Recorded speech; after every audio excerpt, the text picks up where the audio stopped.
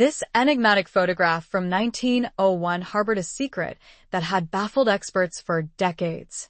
Dr. Elena Vasquez, a seasoned restorer of historical photographs with 2 decades of experience, had never encountered anything quite like it. It was a sweltering August morning in 2024. Cambridge, Massachusetts, simmered under the summer heat as she sat in her studio, meticulously examining a photograph brought to her by the Boston Historical Society. The image, dating back to 1901, depicted the affluent Thornton family of Beacon Hill, posed formally in their meticulously landscaped garden. The photograph was a prime example of early 20th century portraiture. Richard Thornton, the family patriarch, stood at the center, his imposing figure radiating wealth and authority. His wife, Catherine, stood demurely beside him, a picture of refined elegance. Their 3 daughters, adorned in pristine white lace dresses, stood in a row, their expressions a mixture of practiced smiles and youthful impatience. A young boy, perhaps 5 years old, stood between his supposed parents, his small hand resting on Richard's leg. Behind them, their grand brownstone mansion loomed, its ornate facade a testament to their social standing. Carefully trimmed hedges framed the composition, adding to the sense of order and control. Elena's task was to digitally restore the photograph, which had suffered the ravages of time. Water damage and fading had dulled its once vibrant clarity. She began by scanning the image at an extremely high resolution, capturing every minute detail. Then, she embarked on the painstaking process of removing stains, adjusting contrast, and sharpening details that time had blurred, coaxing the image back to its original splendor. It was during this meticulous process, while working on the background elements, that she noticed something peculiar. Deep in the shadows beneath a sprawling oak tree at the edge of the frame, a figure seemed to emerge. It was someone the original viewers of the photograph would likely have overlooked or dismissed as merely a trick of the light, a shadow, or perhaps a decorative garden ornament. Intrigued, Elena increased the magnification, zooming in to examine the anomaly. Applying advanced digital enhancement techniques, she carefully brightened the shadowed area while painstakingly preserving the delicate details. As the figure became clearer, she gasped. It was a woman, a black woman, dressed in the simple attire of a domestic servant. She stood partially concealed behind the thick trunk of the oak tree, but her posture and position were deliberate, not accidental. Most strikingly, she was holding an infant, swaddled in white cloth. The woman's face, now visible thanks to Elena's digital wizardry, revealed an expression that was difficult to decipher, a complex mixture of emotions. There was sadness, a profound sense of sorrow, mixed with something else. Pride, perhaps, or even defiance. It was as if she were staking a claim, asserting her presence in a space where she was meant to be invisible. Elena leaned back from her computer screen, her mind buzzing with questions. The presence of a black domestic worker in a wealthy, white family's photograph wouldn't normally raise eyebrows. Many such photographs from that era included servants, usually positioned at the periphery to subtly underscore the family's prosperity. But there was something about this woman's placement, both intentional and hidden, and the way she cradled the infant that suggested something far more significant than the simple inclusion of household staff. Elena zoomed in on the baby in the woman's arms. The infant's features were difficult to discern, but it was clear that the child was quite light-skinned. She then examined the young boy standing proudly with the Thornton family. He looked to be about 5 years old, with light brown hair and features that bore a striking resemblance to the family patriarch. A theory began to take shape in Elena's mind, a daring hypothesis that made her heart race. She pulled up the original work order from the Historical Society. The photograph had been donated by the Thornton family descendants as part of a larger collection documenting prominent Boston families. The accompanying documentation identified the people in the main group: Richard Thornton, his wife Catherine, their daughters Margaret, Elizabeth, and Anne, and their nephew James, whose parents had supposedly died in a cholera outbreak, leaving him orphaned. But there was no mention of the woman in the shadows, no mention of the infant she held. Elena spent the rest of the day immersed in researching the Thornton family. Richard Thornton had been a highly successful textile merchant, one of Boston's wealthiest men in the early 1900s.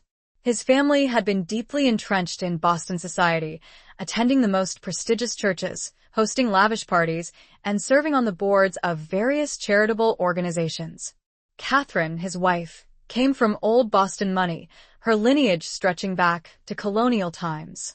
As was customary for households of their status, the family employed numerous domestic servants.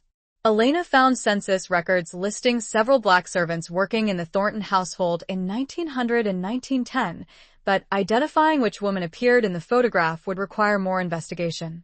As evening descended, casting long shadows across her studio, Elena printed a high-resolution copy of the enhanced photograph and pinned it to her wall. She found herself unable to stop looking at the woman in the shadows, at the baby in her arms, at the complex expression on her face, an expression that seemed to Elena like someone trying to reclaim something that had been unjustly taken from her, even if only through the silent medium of a photograph. Something significant had transpired within this family, something that had been deliberately concealed in plain sight for over a century, and Elena was determined to uncover the truth. The following morning, Elena contacted the Boston Historical Society, speaking with Dr. Patricia Chun, the curator who had entrusted her with the photograph. Dr. Chun, Elena began, her voice filled with urgency, I've made a rather significant discovery regarding the Thornton photograph. Patricia Chun listened intently as Elena described her findings, detailing the hidden figure and the unsettling implications of her presence. I've examined hundreds of photographs from this period, Elena explained, and the positioning of this woman feels intentional. She's not casually in the background. She's been carefully placed where she would be visible, but easily overlooked, especially in a print of lower quality than the original. Patricia was immediately intrigued. The Thornton family donated this collection only 6 months ago, she said. The current family members claimed they were simply clearing out an old estate and thought the Historical Society might want the materials. They didn't express any particular interest in the contents. Do you think there's a story here worth investigating? I'm certain of it, Elena replied, her voice firm with conviction. But I'll need access to more records, employment documents, birth certificates, anything that might identify the woman in the photograph and the infant she's holding. Patricia readily agreed to help. Together, they embarked on a thorough search through the Thornton family papers that had been donated along with the photographs. The collection was a treasure trove of historical information containing business ledgers, social correspondence, property records, and household account books spanning from 1890 to 1920. In a household account book from 1901, they found regular payments to several domestic servants, including a notation. Clara Washington, cook and housemaid, $8 per month plus room. The entry began in 1899 and continued through 1902, when it abruptly stopped with a single word scrawled in the margin, dismissed. A wave of recognition washed over Elena. Clara Washington. She carefully photographed the page, meticulously noting the dates. If Clara had been dismissed in 1902, and if she was indeed the woman in the 1901 photograph, then something significant must have occurred in that household. Their search continued, and they soon uncovered an even more revealing clue, a personal letter within a collection of family correspondence. A letter from Catherine Thornton to her sister in Philadelphia, dated March 1901, contained a passage that made Elena's hands tremble. We have taken in Richard's nephew, James, as you know, following the tragic loss of his parents. The boy is adjusting well to our household, though the circumstances of his arrival have been complicated by unfortunate rumors. I assure you, these rumors are entirely without foundation. James is our blood relation, and we are providing him the upbringing his station deserves. We have had to make certain household adjustments to ensure propriety is maintained. The letter was carefully worded, but Elena could easily read between the lines. Rumors, household adjustments, the defensive assertion that James was a blood relation. This was a family desperately trying to manage a scandal. Patricia then discovered another crucial piece of evidence in the birth records at Boston City Hall. There was indeed a James Thornton, born in February 1896, listed as the son of Richard Thornton's deceased brother. However, when Patricia requested the death certificates for James' supposed parents, she encountered a glaring discrepancy. They had died in 1898, not 1896. If James had been born in 1896, he would have been 2 years old when his parents died, not a newborn orphan as the family story suggested. "This doesn't make sense," Patricia said, spreading the documents across the table. "The timeline is wrong. And look at this. James' birth certificate lists his place of birth as Boston, but his parents supposedly lived in New York at the time. Why would the mother have come to Boston to give birth?" Elena studied the birth certificate more closely. Something about it seemed amiss. The handwriting appeared slightly different from that of other certificates from the same period, and there was a notation in the margin that had been partially obscured. "Amended record." "Oh," Elena said quietly, a chilling realization dawning on her. This birth certificate was altered. Someone changed the original information. They sat in stunned silence, the implications of their discoveries settling heavily upon them. A child born in 1896, raised as the nephew of the Thornton family, a birth certificate that had been deliberately altered, household servants abruptly dismissed, and a photograph depicting a black woman holding an infant while strategically positioned in the shadows of the family garden. The pieces of the puzzle were beginning to coalesce, forming a disturbing picture, though it was not yet complete. Elena knew that she needed to uncover more about Clara Washington, the woman who had worked in the Thornton household and then been so abruptly dismissed. She needed to trace what had happened to James Thornton after 1901 and to understand why this influential family had gone to such elaborate lengths to obscure the truth. For the next week, Elena dedicated herself to tracking down every record she could find related to Clara Washington. The search proved to be a formidable challenge. Washington was a common surname among Black Bostonians, and Clara had left few traces in official records. But Elena was persistent, driven by an unwavering determination to unearth the truth, and gradually, a clearer picture began to emerge. Clara Washington had been born in Virginia in 1875, the daughter of formerly enslaved people who had migrated north after the Civil War in search of a better life. She arrived in Boston in 1897, seeking employment as a domestic servant. By 1899, she had found work with the Thornton family, serving as both cook and housemaid in their grand Beacon Hill mansion. Elena found Clara listed in the 1900 census, residing at the Thornton address. The census described her as single, Negro, age 25, occupation domestic servant. But there was a handwritten note in the margin of the census form that Elena almost overlooked. Infant daughter, not enumerated. This notation was highly unusual and suggested that the census taker had been uncertain how to categorize a child in the household. The major breakthrough came when Elena unearthed birth records at the Boston Lying-in Hospital, an institution that had provided maternity care to both wealthy and impoverished women in the early 1900s. Among the records from February 1896 was an entry for Clara Washington, Negro, age 21, delivered of a male infant. The father's name was listed as unknown. But there was more. Attached to the hospital record was a handwritten note from the attending physician. Patient employed by our Thornton family.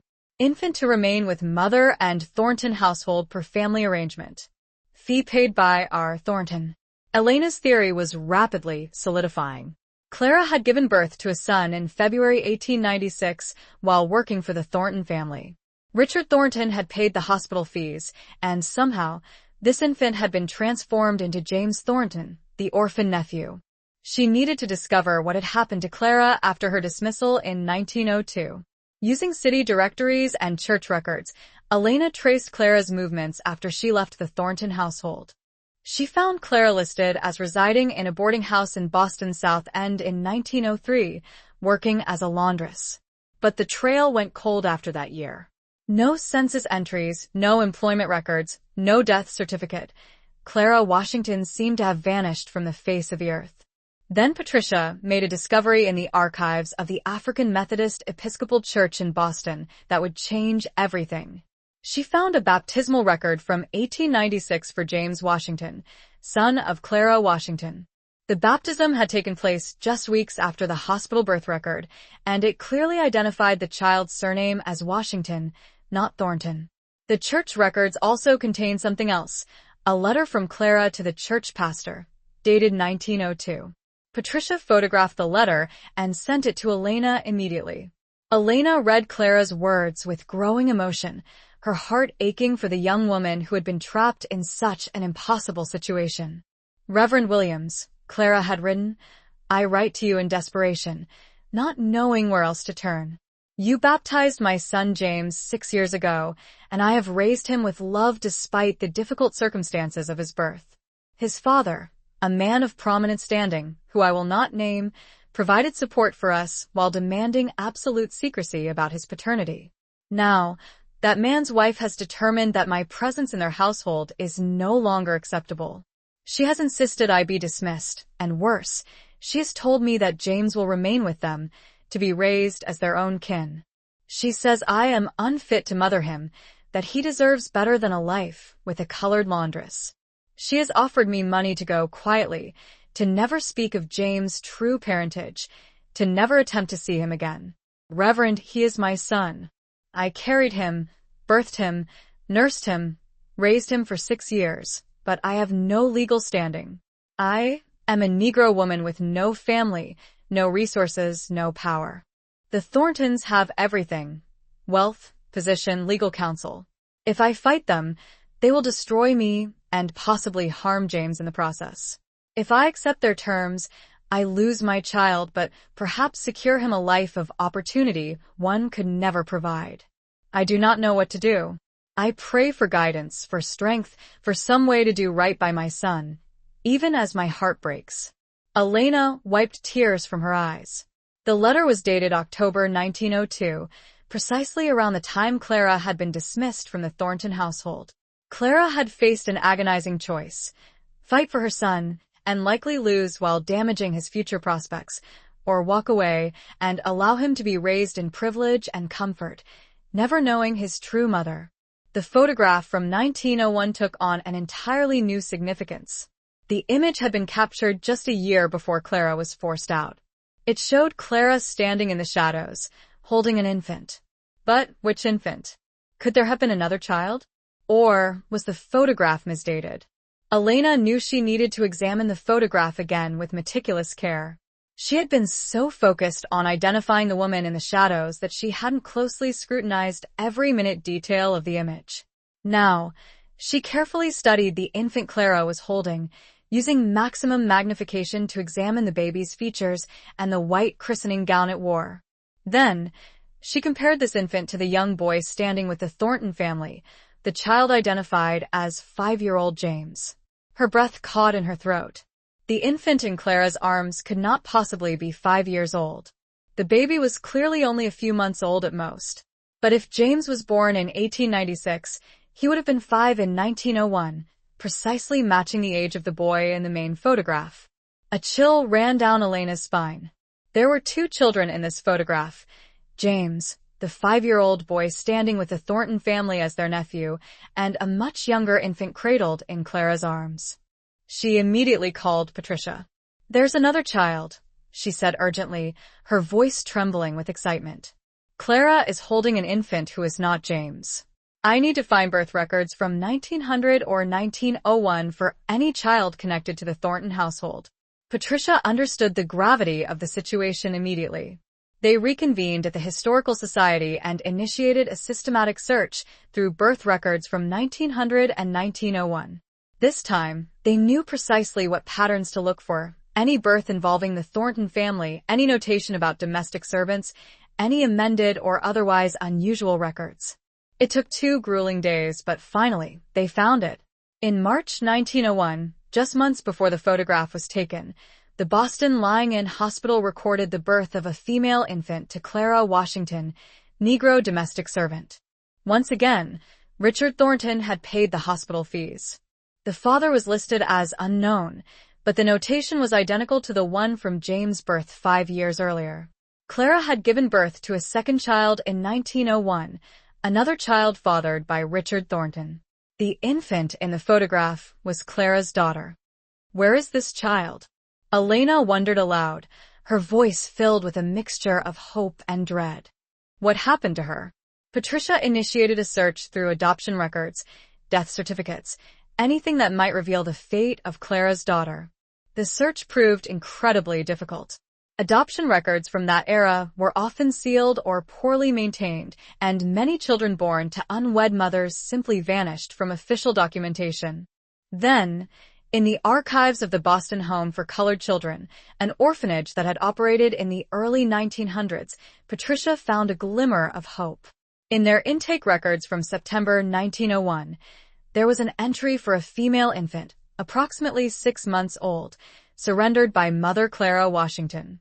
The child was in good health, and adoption was pending. The timeline fit perfectly. The photograph had been taken in the summer of 1901, showing Clara holding her infant daughter. By September, just months later, Clara had been forced to surrender the child to an orphanage. But there was more. Attached to the intake record was a note. Adoption finalized October 1901. Child placed with family in New York. Records sealed per family request. Substantial donation received from anonymous benefactor to support orphanage operations. Elena understood. The Thorntons had orchestrated the entire process, ensuring that Clara's daughter would be adopted away. They had paid to expedite the adoption and seal the records, effectively erasing the second child from Clara's life, just as they had taken James. But they had allowed Clara one final act of maternal love, that photograph. They had permitted her to stand in the shadows of their garden, holding her infant daughter one last time, creating a permanent record of her motherhood, even as they prepared to take that child away from her forever. The photograph wasn't just a family portrait, Elena said quietly, her voice filled with emotion. It was Clara's last chance to be seen as a mother, even if only in the margins, even if only in the shadows. Someone in that family, maybe Richard himself, maybe even Catherine, understood that Clara deserved at least that much. Patricia nodded slowly, her eyes filled with sadness. But why keep the photograph? Why not destroy it if it contained evidence of their secrets? Because someone wanted the truth preserved, Elena replied, her voice ringing with conviction. Even if it was hidden, even if it took more than a century to be discovered, someone wanted Clara's motherhood documented. Elena then shifted her investigation to James Thornton, the son Clara had lost when he was just 6 years old. What had become of him? Had he lived his entire life believing he was Richard Thornton's nephew, completely unaware that his mother had been dismissed from the household when he was a child? She began with census records, tracing James through the decades. In 1910, at the age of 14, he appeared in the Thornton household, listed as nephew, attending preparatory school. By 1920, at the age of 24, he had graduated from Harvard Law School and was working at a prestigious Boston law firm. The 1930 census showed James Thornton, aged 34, married to a woman named Elizabeth, residing in Boston's Back Bay neighborhood with 2 young children. His occupation was listed as attorney. He had clearly achieved success and respectability, but there was something else in the 1930 census that caught Elena's attention. Under race, James was listed as white, but there was a small notation in the margin, so faint it was barely visible, that read mulatto amended.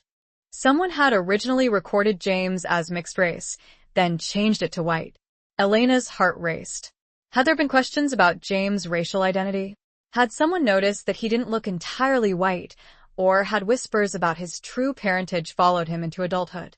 She searched for newspaper archives, hoping to find any mention of James Thornton, and what she discovered astonished her. In 1935, James had made headlines by taking on a highly controversial case, defending a black family who had been forcibly evicted from their home in a predominantly white Boston neighborhood. The case had garnered significant attention because James, a white attorney from a prominent Boston family, had worked without compensation to defend the black family against wealthy white property owners. He had won the case, setting a landmark precedent that weakened discriminatory housing practices. Over the ensuing decades, Elena discovered that James Thornton had become one of Boston's most prominent civil rights attorneys. He had defended countless black clients, had fought tirelessly against segregation in schools and public accommodations, and had been instrumental in several groundbreaking cases that advanced racial justice in Massachusetts. In 1954, the year of the Brown versus Board of Education decision, James had delivered a powerful speech at the NAACP's Boston chapter that was widely covered by local newspapers. Elena found the full text of his speech in the archives. "I stand before you today as someone who has benefited from privilege all my life," James had declared, "the privilege of education, of social position, of being treated with respect simply because of the color of my skin. But I also stand before you as someone who knows that justice delayed is justice denied, that separate is inherently unequal, and that we cannot rest until every person in this nation enjoys the full rights and dignity that our Constitution promises." The speech was inspiring and resonated deeply with Elena, but it was a brief passage near the end that truly struck her. "There are people in our lives," James had said, "people who love us, who sacrifice for us, whose contributions go unrecognized and unacknowledged. We owe them a debt we can never fully repay. The least we can do is fight for a world where such sacrifices are no longer necessary, where love and family are not constrained by the artificial boundaries of race." Elena couldn't help but wonder if James had known the truth about his origins. Had he somehow learned about Clara? Had he dedicated his life to fighting for civil rights because he understood, on some profound level, that his own existence was the direct result of racial injustice? She knew she needed to find out more. She needed to locate James' descendants, if any existed, and to determine whether the family had preserved any personal papers or documents that might reveal what James knew about his true parentage. Using public records, Elena located James Thornton's grandson, Michael Thornton. Michael Thornton, age 68, was a retired professor of African American history living in Cambridge, just a few miles from Elena's studio. When she called to explain her research, a long, pregnant silence stretched across the phone line.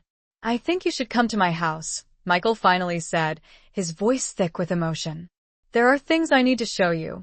2 days later, Elena found herself sitting in Michael's living room, surrounded by boxes overflowing with documents and photographs that he had inherited from his grandfather.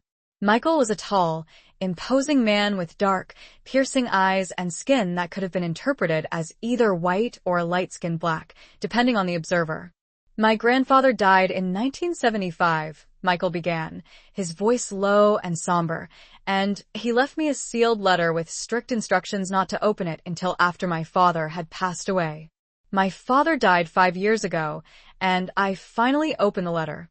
What I read completely changed my understanding of my family history." He reached out and handed Elena a yellowed envelope.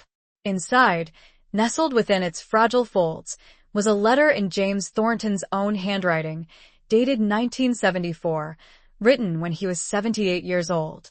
"My dear Michael," the letter began, "by the time you read this, I will be gone, and so will your father, who never knew the full truth of our family's origins. I write to you because you are a historian, because you have dedicated your life to uncovering difficult truths, and because I believe you will understand why I kept the secret for so long. I am not who the world believes me to be. I am not the orphan nephew of Richard and Catherine Thornton. I am the son of Richard Thornton and a black woman named Clara Washington, who worked in our household. Clara was my mother, though I was raised to call her by her first name and treat her as a servant until she was dismissed when I was 6 years old. I did not learn this truth until I was 30 years old.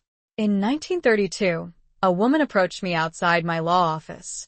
She was elderly, frail, and I did not recognize her. She told me her name was Clara Washington and that she was my mother. She showed me documents, my original baptismal record, a letter she had written to her pastor, and a photograph of herself holding me as an infant in the garden of the Thornton house. At first, I did not believe her. The claims seemed impossible. But she provided details about my childhood that only someone intimately connected to me could have known. The names of my favorite toys, a song she used to sing to me, a birthmark on my shoulder that no one else would have seen. I spent weeks investigating her claims, examining birth records, speaking with old servants who had worked in the Thornton household. Everything she told me proved to be true. I was the son of a black woman raised as white, given every privilege while my mother was forced to disappear from my life.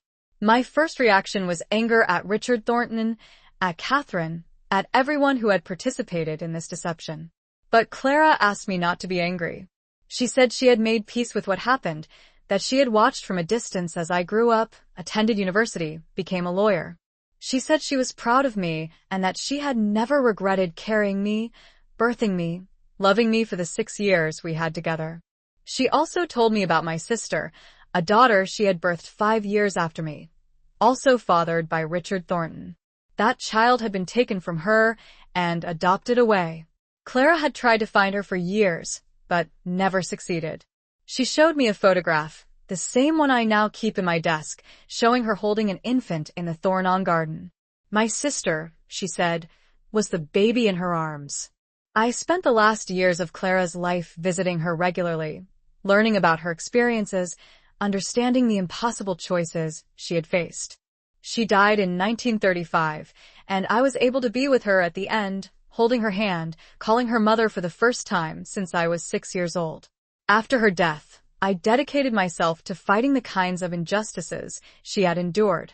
I became a civil rights attorney because I understood personally how the color line destroyed families, how racial prejudice forced people into impossible situations, how systemic racism denied people their basic human dignity. Michael, you have chosen to study African American history. Now you know that you're part of that history. Clara Washington was your great-grandmother.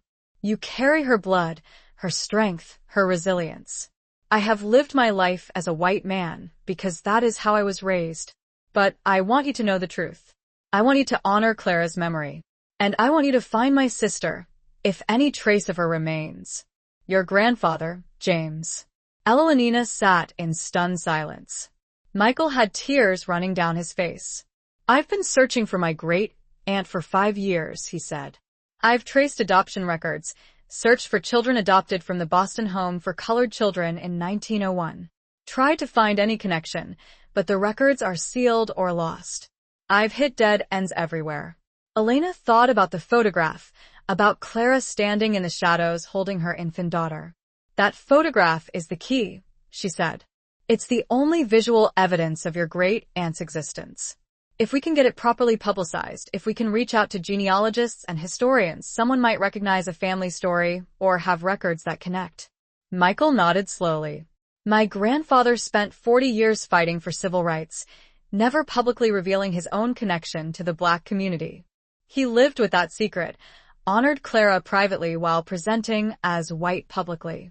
And now you've discovered the photograph that proves everything he wrote in this letter. There's something else, Elena said carefully. Your grandfather became one of Boston's most important civil rights attorneys. His work changed lives, changed laws, changed the city. That legacy came directly from Clara. From understanding what she endured, from knowing that his very existence was the result of exploitation and injustice, that he spent his life fighting against Clara's legacy, Michael said softly. Not the Thornton. Everything James accomplished came from her strength, her sacrifice, her love. Evelina and Michael spent the next 3 months preparing to reveal the truth about the 1901 photograph. They gathered all the evidence, birth records, hospital documents, Clara's letters, James' confession, the photograph itself, and verified every detail. Michael contacted other family members, some of whom were shocked by the revelation, others who admitted they had always sensed there was something unusual about the family history. In November 2024, the Boston Historical Society held a press conference to announce the discovery. Elena presented the photograph, now fully restored and enhanced, showing Clara Washington standing in the shadows, holding her infant daughter, while the Thornton family posed in the foreground with her son, James. The story made national headlines. Major newspapers ran features about the photograph and the secret it had concealed for 123 years. Television news programs interviewed Elena and Michael. The image went viral on social media, sparking conversations about hidden histories, racial injustice, and the complexity of American families. But the most significant response came from an unexpected source. 3 days after the press conference, Michael received an email from a woman named Diane Roberts in Harlem, New York. She was 79 years old, and she believed she might be descended from Clara Washington's daughter. Michael called her immediately, and what Diane told him made his hands shake. Her grandmother, who had died in 1980, had been adopted as an infant from a Boston orphanage in 1901. The grandmother had been told she was the daughter of a domestic servant who could not keep her, but no other details had been provided. The grandmother had grown up in New York, married and had children, always wondering about her origins. But there's something else, Diane said. My grandmother kept a small photograph that had apparently been given to the adopted family. It shows a black woman in a garden, and my grandmother always said she thought it might be her birth mother, though she could never prove it. Michael asked Diane to send in the photograph. When it arrived 2 days later, his heart nearly stopped.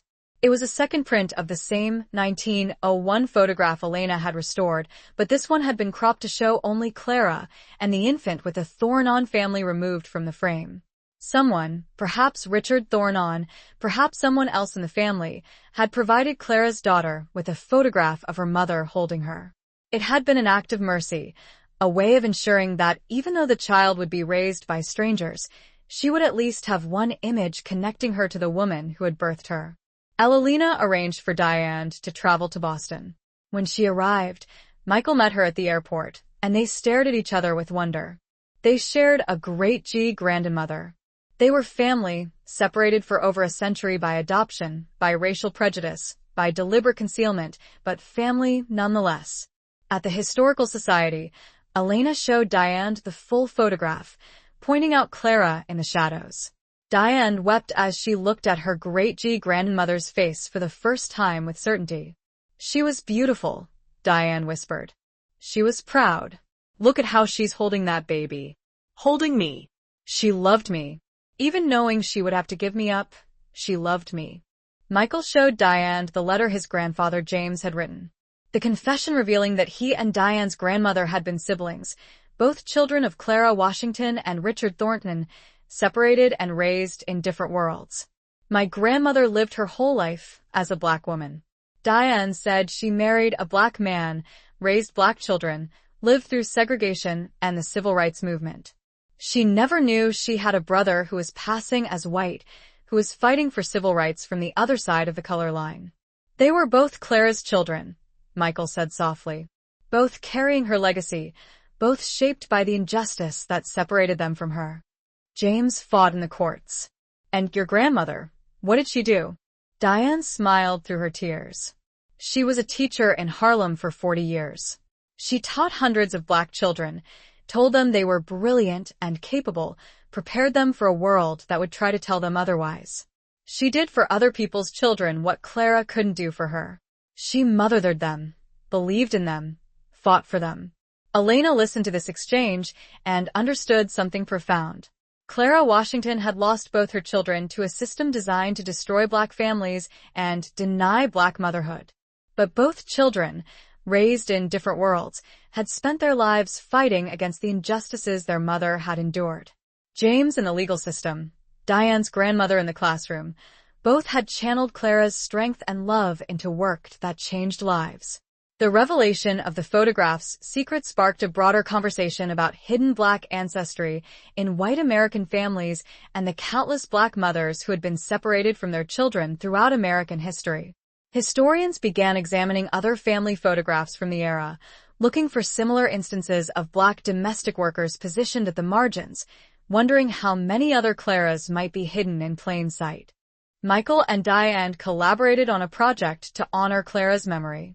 They established the Clara Washington Foundation dedicated to researching and documenting cases of forced family separation during the Jim Crow era and supporting genealogical research for African Americans seeking to trace family members lost to adoption, migration, or racial violence.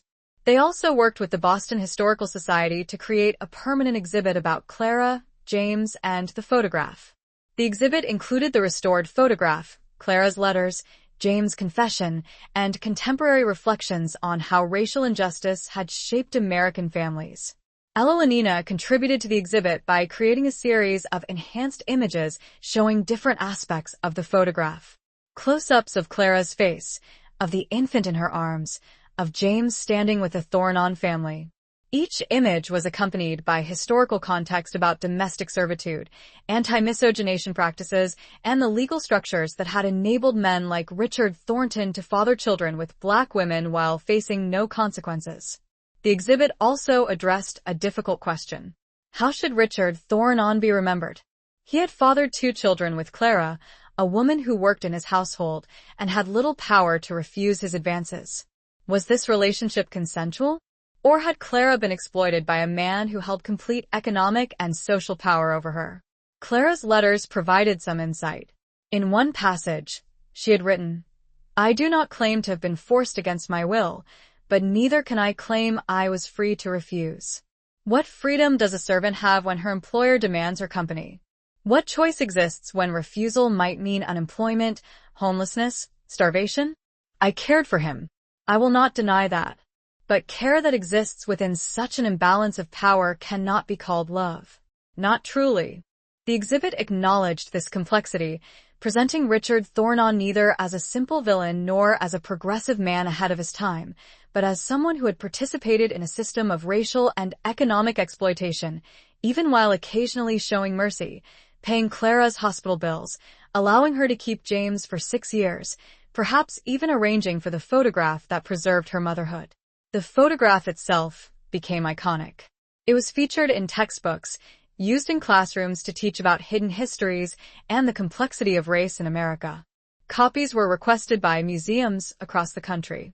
Artists created works inspired by Clara's image, celebrating her dignity and mourning the children taken from her. But perhaps the most meaningful legacy came from the descendants themselves. Michael and Diane, united by the discovery of their shared ancestry, became close friends. They introduced their children and grandchildren to each other, creating family connections that had been severed for over a century. Michael's children and grandchildren, who had grown up identifying as white, now had to grapple with their black ancestry and what it meant for their identity. Some embraced it immediately, feeling it explained something they had always sensed about their family. Others struggled with a revelation, unsure how to reconcile their lived experience as white people with the knowledge of their black great-grandmother. Diane's family, who had always identified as black, welcomed the connection to Clara into the white descendants they had never known existed. But there was also complexity here.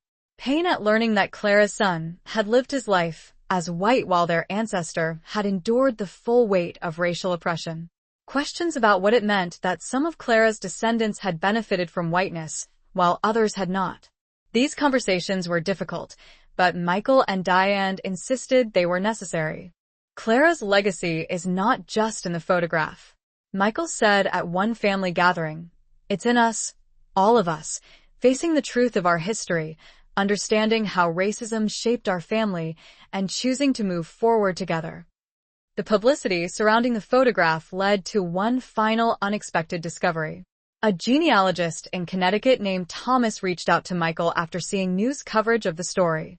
He had been researching his wife's family tree and had discovered that her grandmother, adopted from the Boston Home for Colored Children in 1901, might be connected to the Thornon case. Thomas sent documentation showing that his wife's grandmother, Sarah, had been adopted by a black family in New York at exactly the time Clara's daughter had been placed for adoption. The adopted family had been told only that the baby's mother was a domestic servant who could not keep her child, and that the father was unknown. Michael immediately arranged to meet Thomas and his wife, Linda. When they met, Michael showed them the photograph of Clara holding the infant, and Linda began to cry. "My grandmother died when I was young," Linda said. "But my mother told me that Grandmother Sarah always felt like something was missing from her life. She had been loved by her adoptive family, had a good childhood, but she always wondered about her birth other. She kept that small photograph, the one of just Clara and the baby on her dresser her entire life. My mother said Grandmother would look at it and say she loved me. I can see it in her eyes. She didn't want to give me away." DNA testing confirmed what the document suggested. Linda was Clara Washington's great-granddaughter. descended from the daughter Clara, had been forced to surrender in 1901. Linda, Diane, and Michael were all Clara's descendants. 3 branches of a family tree that had been deliberately severed, but had somehow, against all odds, found each other again. The 3 of them traveled to Boston together to visit Clara's grave. She was buried in a cemetery in Roxbury in a section reserved for Black Bostonians. Her headstone was simple, listing only her name and dates. Clara Washington. Standing before Clara's grave, Michael, Diane, and Linda held hands. They told Clara that they had found each other, that her children and grandchildren and great-grandchildren were united again, that her story would be remembered and honored. "You were hidden in the shadows of that photograph," Michael said softly to Clara's memory. "But you refused to be completely invisible. You insisted on being seen, on being acknowledged as a mother, even in the margins. And, because of that photograph, because of your courage, we found each other. We found you." They commissioned a new headstone for Clara, one that listed not just her name, but her truth. Clara Washington, 1875-1935. Beloved mother. Her strength lives on in her descendants. The dedication ceremony for the new headstone was attended by over 100 people. Descendants of Clara, descendants of James, former students of Diane's grandmother, lawyers who had worked with James Thorne, historians who had been inspired by the photograph's discovery. Elena spoke at the ceremony, explaining how she had found Clara hidden in the shadows of the family photograph, how digital restoration had revealed what had been obscured for 123 years. Clara Washington was rendered invisible by a society that denied Black women's humanity, that denied Black mothers' rights to their own children, Elena said. But she found a way to make herself seen. She stood in that garden holding her baby and insisted on being photographed. That act of quiet resistance, that refusal to be completely erased, is what allowed her story to survive. Clara knew she might never be able to tell her truth openly, but she made sure there would be evidence, made sure that someday someone might look closely enough to see her. After the ceremony, Linda approached Elena with tears streaming down her face. "Thank you," she said simply. "Thank you for looking closely. Thank you for seeing my great-grandmother. Thank you for refusing to let her stay hidden." Elena embraced her, overwhelmed by the weight of what this discovery had meant to Clara's descendants. A photograph that she had been hired simply to restore had opened up an entire hidden history, had reunited a family separated for over a century, had brought recognition to a woman whose motherhood had been denied and erased. 6 months after the dedication of Clara's headstone, Elena's work on the photograph was featured in a major museum exhibition titled Hidden Histories: Black Women in the Shadows of American Photography. The exhibition included the Thornton family photograph alongside dozens of other images where Black women appeared at the margins in the background, partially obscured or cropped out of frame. The exhibition's thesis was powerful. These women had been deliberately rendered invisible by families and photographers who wanted to present a certain image of white respectability. But their presence in the photographs, however marginal, provided evidence of the labor, the relationships, and the hidden family connections that white families wanted to deny. Elena's restoration of the Clara Washington photograph became the centerpiece of the exhibition. Visitors could see both the original faded image, where Clara was barely visible in the shadows, and the restored enhanced version where her face and the infant in her arms were clearly visible. The contrast demonstrated how much had been hidden and how technology could help reveal suppressed truths. The exhibition traveled to museums across the country, and everywhere it went, people came forward with their own stories. Families who had always suspected there was something hidden in their history, who had heard whispered stories about Black ancestors who had been denied or erased, who had found mysterious photographs showing people at the margins whose identities had been lost. Michael, Diane, and Linda participated in panel discussions at several exhibition venues, talking about what it meant to discover Clara's story, how it had changed their understanding of their families and themselves. Michael spoke about the burden and privilege of passing, about his grandfather James' choice to live as white while fighting for Black civil rights. Diane talked about her grandmother's life as a Black woman who never knew she had a white passing brother working toward the same goals from a different position. Linda discussed the pain of adoption and separation and the joy of finally knowing the truth about her great-grandmother's love. But the exhibition also sparked criticism. Some argued that focusing on photographs of Black domestic servants in white households perpetuated narratives of Black subservience and white supremacy. Others questioned whether it was appropriate to display images of women like Clara, who might not have wanted their exploitation documented and exhibited for public viewing. Elena took these criticisms seriously. In the exhibition catalog, she addressed them directly. We must be careful not to reproduce the very eraser and exploitation we're trying to document. Clara Washington deserves to be remembered not just as a victim, not just as someone who was wronged, but as a full human being, a woman who loved, who made difficult choices, who showed tremendous strength, and who found a way to ensure her motherhood would be documented even when it was denied. The photograph is evidence of injustice, yes, but it's also evidence of Clara's agency, her resistance, her refusal to be completely erased. The exhibition concluded with a section on contemporary implications, showing how the legacy of forced family separation, denied Black motherhood, and hidden Black ancestry continued to affect American families. It included stories of adoption, foster care, and child welfare systems that disproportionately separated Black children from their families. It drew connections between Clara's experience in 1901 and ongoing patterns of systemic racism. For Elena, the project had become much more than a photograph restoration job. It had become a mission to honor Clara and the countless women like her whose stories had been buried, whose motherhood had been denied, whose presence had been erased from family histories. She reflected on this in the final chapter of a book she wrote about the discovery. When I first saw that shadow in the garden, I didn't know I was looking at Clara Washington. I didn't know I was about to uncover a story of love and loss, exploitation and resistance, separation and reunion. I simply saw something that didn't look quite right, something that seemed hidden. That's what historians do. We look at what's been overlooked. We question what's been accepted. We bring light to the shadows.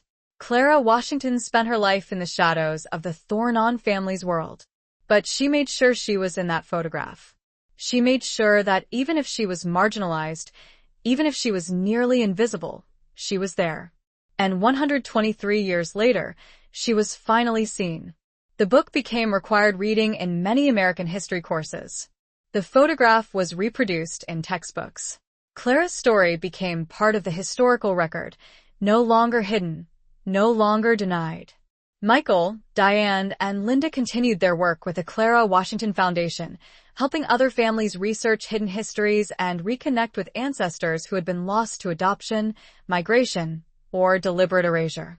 They funded DNA testing for people searching for family connections, supported genealogical research, and advocated for opening sealed adoption records. On the 125th anniversary of the photograph in 2026, descendants of Clara Washington gathered at the site of the former Thornon Mansion in Boston. The building had been converted to a community center, and the garden where the photograph had been taken was now a public park. Over 50 people attended, descendants of both James and Sarah, now united as one family. They planted a tree in Clara's honor, installed a plaque telling her story, and shared memories of how her legacy had shaped their lives. Elena attended the gathering and was moved by the sight of Clara's family, reunited across racial lines that had once seemed insurmountable, standing together in the very spot where Clara had stood holding her baby, insisting on being seen. Clara Washington's story is not just about the past, Elena said to the assembled group. It's about how we choose to remember, how we honor the people whose voices were silenced, whose presence was denied, whose love was hidden. By bringing Clara out of the shadows, by telling her truth, we're not just correcting a historical record. We're affirming. She told me to call her Catherine's Christian name, treat her like a common servant. Until that day, when I was 6 years old, Catherine summarily dismissed her from the household. I only learned the devastating truth of our relationship nearly a quarter of a century later, when I was 30. It was 1932, and I was outside my law office, when an elderly woman approached me. She was frail, her face etched with the deep lines of time and hardship, and I didn't recognize her at all. Her voice, though weak, carried an unwavering conviction as she introduced herself. Clara Washington, my mother. She produced documents, irrefutable evidence meant to pierce through my disbelief. My original baptismal record, a letter she had penned to her pastor confiding her situation, and a photograph, a sepia-toned image of herself, young and vibrant, holding me as an infant in the very garden of the Thornton house, the place I remembered as home. My initial reaction was disbelief, a hard wall of denial. The claim felt not just improbable, but impossible. Yet, she countered my skepticism with details, intimate and personal memories of my early childhood. She recounted the names of my cherished toys, sang a snippet of a lullaby she used to soothe me, and described a birthmark on my shoulder, a mark no one outside the closest intimacy could have possibly known existed. Driven by a need to understand, I embarked on weeks of relentless investigation, poring over dusty birth records, seeking out and speaking with former servants of the Thornton household. Each piece of evidence, each fragmented memory, corroborated her story. I was the son of a black woman, raised as white, afforded every privilege and opportunity while my mother was forced into the shadows, erased from my life. My first instinct was a burning anger, directed squarely at Richard Thornton, at Catherine, at every soul who had participated in this decades-long deception. But Clara, in her profound wisdom, urged me to let go of the anger. She had found peace, she said, with the choices that had been forced upon her. She had watched from afar as I grew, as I excelled in university, as I built a career as a lawyer. A quiet pride shone in her eyes as she told me she had never regretted carrying me, birthing me, loving me with all her heart during the precious 6 years we had together. Then she dropped another bombshell, my sister. 5 years after my birth, she had given birth to another daughter, also fathered by Richard Thornton. That child, like me, had been taken from her and given up for adoption. Clara had dedicated years to searching for her, but her efforts had been met with brick walls and dead ends. She showed me another photograph, the same one I now keep locked away in my desk, a portrait of her holding an infant in the Thornton garden, her gaze tender and protective. That, she said, her voice thick with emotion, is your sister, the baby in my arms. I spent the remaining years of Clara's life by her side, visiting her often, listening to her stories, understanding the impossible choices she had faced in a world that offered her no easy paths. She passed away in 1935, and I was there at the end, holding her hand, whispering mother for the first time since I was a small boy. After her death, my life took on a new purpose, to fight against the very injustices she had endured. I became a civil rights attorney, driven by a deep understanding of how the color line could tear families apart, how racial prejudice forced people into impossible corners, how systemic racism denied people their fundamental human dignity. Michael, you chose to study African American history, drawn to it like a compass points north, my grandfather continued, his voice raspy but firm. Now, you know you are a part of that history. Clara Washington was your great-great-grandmother. You carry her blood, her strength, her resilience within you. I have lived my life as a white man because that is how I was raised, how I was taught to survive. But I want you to know the truth.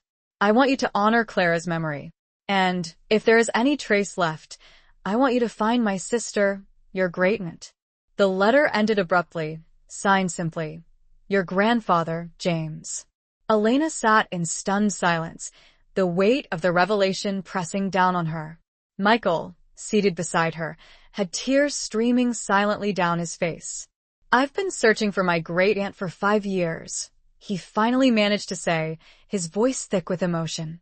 I've scoured adoption records, searched for children adopted from the Boston Home for Colored Children in 1901, chased down every lead, no matter how thin. But the records are sealed, or lost, or simply don't exist anymore.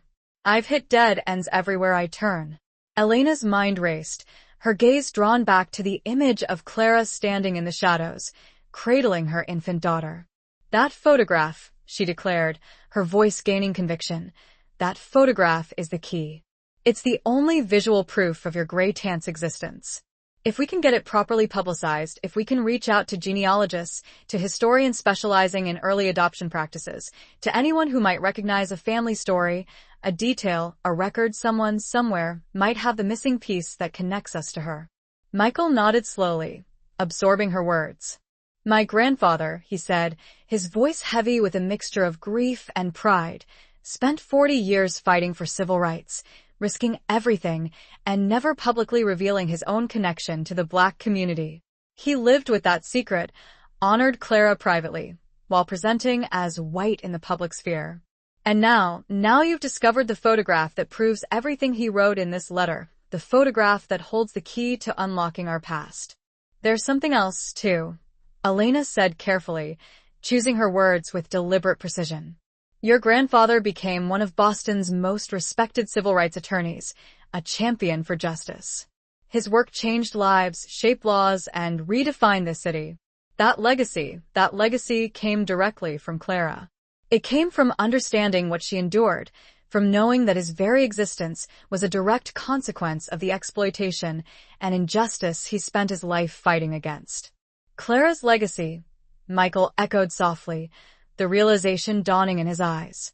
Not the Thorntons. Everything James accomplished, every life he touched, came from her strength, her sacrifice, her enduring love. Driven by a newfound sense of purpose, Elena and Michael spent the next 3 months meticulously preparing to reveal the truth behind the 1901 photograph.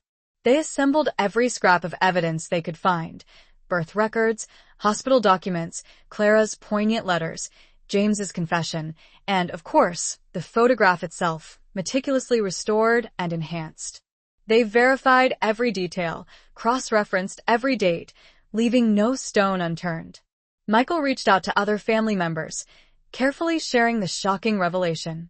Some were stunned into silence, struggling to reconcile the comfortable narrative they had always known with this jarring new reality. Others admitted they had always sensed a hidden undercurrent, a strange dissonance in the family history, a feeling that something essential had been deliberately left unsaid. In November 2024, the Boston Historical Society, recognizing the profound importance of the discovery, hosted a press conference to announce their findings. Elena, standing before a room packed with reporters and historians, presented the photograph. The image, now fully restored and breathtakingly clear, showed Clara Washington standing in the shadows, cradling her infant daughter, while the Thornton family posed stiffly in the foreground with their son, James. The story exploded, dominating national headlines. Major newspapers ran in-depth features about the photograph and the secret it had concealed for 123 years, examining the social and political context of the time, the pervasiveness of racial prejudice, and the enduring power of family secrets. Television news programs clamored for interviews with Elena and Michael, eager to share their story with a wider audience. The image went viral on social media, sparking a national conversation about hidden histories, racial injustice, and the tangled complexities of American families. But the most significant response came from a source they could never have anticipated. 3 days after the press conference, Michael received an email from a woman named Diane Roberts, residing in Harlem, New York. She was 79 years old, and she believed, with a conviction that resonated through the digital message, that she might be a descendant of Clara Washington's long-lost daughter. Michael, his hands trembling with anticipation and a surge of hope, called her immediately. What Diane told him sent a shiver down his spine.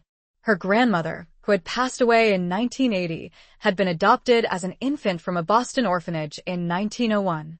The grandmother had been told a fragmented story, that she was the daughter of a domestic servant, a woman who, due to circumstances beyond her control, could not keep her. But beyond that, no other details had ever been provided. The grandmother had grown up in New York, married, and raised a family, always haunted by questions about her origins, forever yearning for a connection to the woman who had given her life. But there's something else, Diane said, her voice thick with emotion, something my grandmother always kept hidden. She had a small photograph, a faded, almost unreadable image that had apparently been given to her adoptive family along with her. It showed a black woman standing in a garden, holding a baby. My grandmother always believed, with a certainty she couldn't explain, that the woman in the photograph might be her birth mother, although she could never prove it. Michael, barely daring to breathe, asked Diane to send him the photograph. When it arrived 2 days later, attached to an email that felt impossibly heavy with history, his heart nearly stopped. It was a second print of the same 1901 photograph Elena had so painstakingly restored, but this one had been carefully cropped to show only Clara and the infant, the Thornton family deliberately removed from the frame. Someone, perhaps Richard Thornton himself, or perhaps another member of his household haunted by conscience, had provided Clara's daughter with a photograph of her mother. It was a small act of mercy, a single thread of humanity woven into a tapestry of injustice, a way of ensuring that, even though the child would be raised by strangers, she would at least have one image, one tangible connection to the woman who had birthed her, the woman who had loved her enough to make the ultimate sacrifice. Elena, recognizing the momentous significance of this potential connection, arranged for Diane to travel to Boston. When she arrived at Logan Airport, Michael was there to meet her, his heart pounding in his chest. As they gazed at each other, a shared sense of wonder filled the space between them. They were connected, bound by a shared great-great-grandmother, by the invisible threads of ancestry. They were family, separated for over a century by adoption, by racial prejudice, by deliberate concealment, but undeniably, irrevocably family nonetheless. At the Boston Historical Society, surrounded by the artifacts of the past, Elena unveiled the full photograph for Diane, carefully pointing out Clara standing in the shadows, her face etched with a mixture of strength and sorrow. Diane, overwhelmed by the moment, wept silently as she looked at her great-great-grandmother's face for the first time, seeing her not as a distant figure in a faded photograph, but as a living, breathing woman with a story to tell. She was beautiful, Diane whispered, her voice thick with emotion. She was so proud. Look at how she's holding that baby, how she's cradling me. She loved me. Even knowing she would have to give me up, she loved me. Michael then showed Diane the letter his grandfather James had written, the confession that revealed the deepest secrets of their shared history, the revelation that he and Diane's grandmother were siblings, both children of Clara Washington and Richard Thornton, separated at birth and raised in drastically different worlds. My grandmother lived her whole life as a black woman, Diane said, her voice filled with quiet pride. She married a black man, raised black children, lived through segregation, Jim Crow, and the civil rights movement. She never knew she had a brother who was passing as white, a brother who was fighting for the same cause, for the same justice, but from the other side of the color line. They were both Clara's children, Michael said softly, a profound sense of connection washing over him. Both carrying her legacy, both shaped by the injustice that separated them from her. James fought in the courts, wielding the law as a weapon against inequality. And your grandmother, what did she do? Elena asked, her voice filled with genuine curiosity and admiration. Diane smiled through her tears, a radiant smile that spoke volumes about the woman she was remembering. She was a teacher in Harlem for 40 years, she said, her voice filled with affection. She taught hundreds of black children, pouring into them a sense of self-worth, telling them they were brilliant, they were capable, they were worthy of all the opportunities life had to offer. She prepared them for a world that would try to diminish them, to tell them they were less than. She did for other people's children what Clara couldn't do for her own. She mothered them, she believed in them, she fought for them every single day of her life. Elena listened to this exchange, witnessing the unfolding of a century-old mystery, and understood something profound. Clara Washington had lost both her children to a system deliberately designed to destroy black families and deny black motherhood. But both children, raised in completely different environments, shaped by drastically different experiences, had dedicated their lives to fighting against the very injustices that their mother had endured.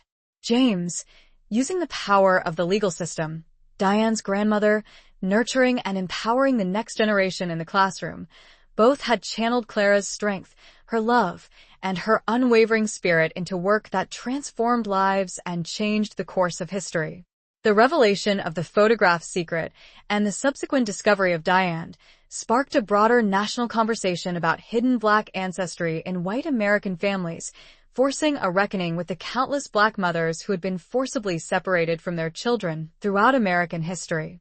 Historians began re-examining other family photographs from the era, searching for similar instances of Black domestic workers positioned at the margins, peering from the shadows, wondering how many other Claras might be hiding in plain sight, their stories waiting to be unearthed. Michael and Diane, united by their shared ancestry and a deep sense of responsibility, collaborated on a project to honor Clara's memory and to ensure that her story would never be forgotten.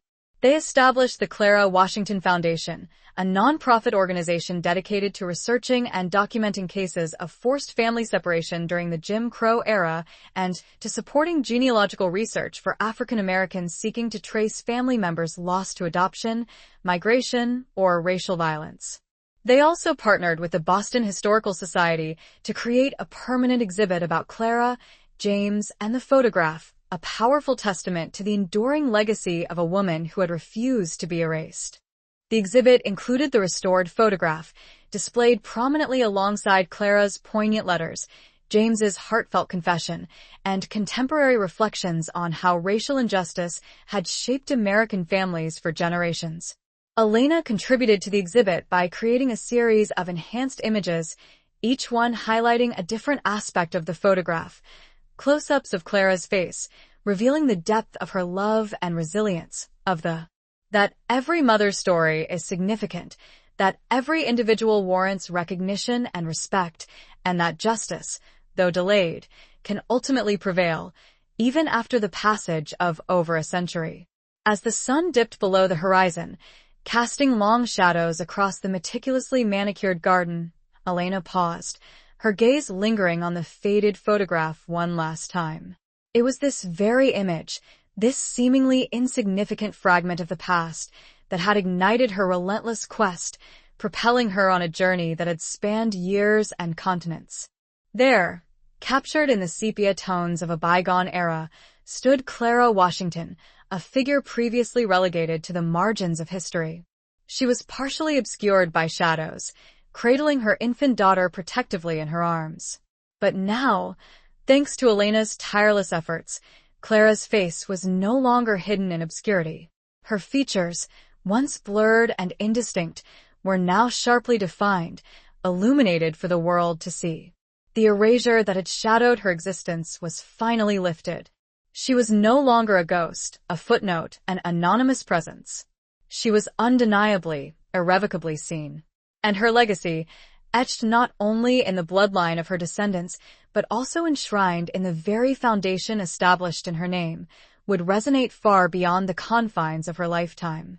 The countless individuals touched and inspired by her remarkable story would ensure that Clara Washington, the woman who had once been hidden in the shadows, would never, ever be forgotten. Her spirit would live on, a beacon of hope and resilience for generations to come. The seeds of justice she unknowingly planted would continue to bloom, a testament to the enduring power of truth and remembrance.